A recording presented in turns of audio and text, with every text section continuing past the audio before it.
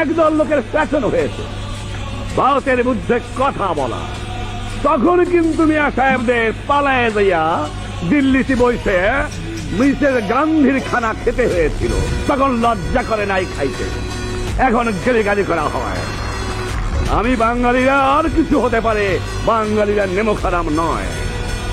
ভারতবর্ষ স্বাধীন দেশ, বাংলাদেশ স্বাধীন দেশ, দুই স্বাধীন দেশের বন্ধুত্ব।